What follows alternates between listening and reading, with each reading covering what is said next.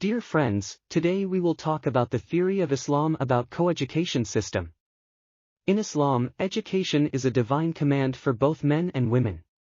The Quran as well as the Hadith leave no doubt that women, like men, are obligated to increase their knowledge and pursue it. This section deeply explains what Islam says about coeducation. Here I will discuss what Islam says about education and mixed-gender education at the same institute. It will all depend upon you, what you will understand and make practice on this. First of all, you should understand the Sharia of Islam. Sharia is an Islamic religious law that governs day-to-day life. Islamic Sharia is derived from 4 sources. 1 Quran. 2 Sunnah.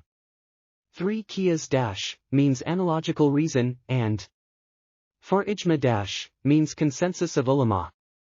A man who follows the rules of Islamic Sharia is called a Muslim. I will drive a result on coeducation from the Islamic Sharia.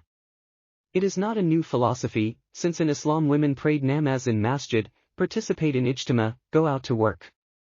Quran says, "And when ye ask of them anything, ask it of them from behind a curtain. That is purer for your hearts and for their hearts." Dear listeners, boys in coeducation see girls without any hesitation and start to gaze at them whenever they saw any girl. Quran says, "Say to the believing women that they should cast down their glances and guard their private parts, by being chaste. And not display their beauty except what is apparent, and they should place their kumar over their bosoms. O Prophet! Say to your wives, your daughters, and the women of the believers that they should let down upon themselves their jalabib."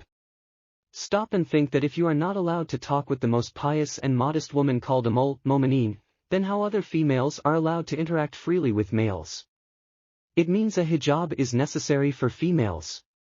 So, here is the first thing we have found: the hijab is necessary for females to interact and communicate with other genders. Our beloved Holy Prophet Hazrat Muhammad, peace be upon him, never encourages these types of activities. The Prophet, peace be upon him, said, "Haya does not bring anything except good." Hazrat Muhammad, peace be upon him, once saw men and women mixing together on the road upon their departure from the mosque.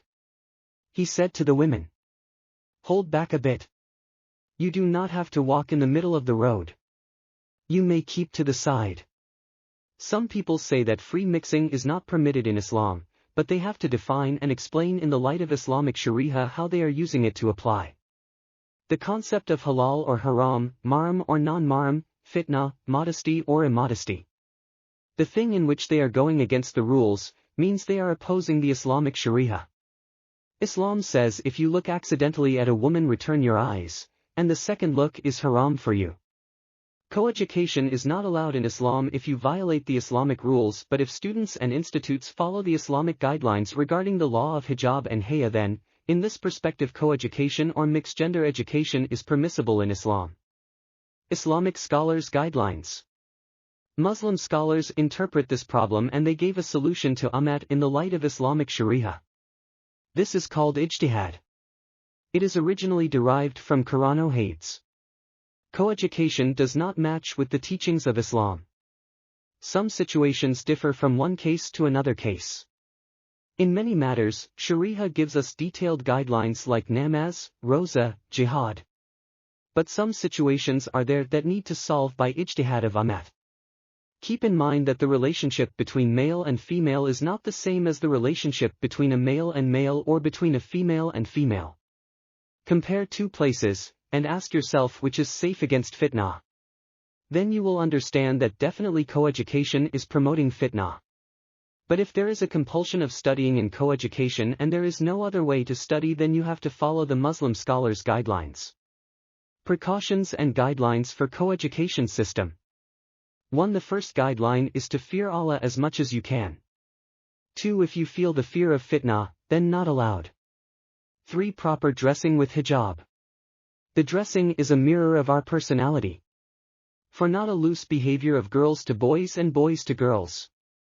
5. What topic they are discussing with each other. 6. Why and where they are sitting. 7. Be away from those things which are clearly haram in Islamic Sharia. 8. Touching and hand shaking of the opposite sex. 9. The gap between a boy and a girl. 10 No extra talk like how are you? Do you see the movie? How was yesterday? Etc. 11 No group study without the presence of a teacher.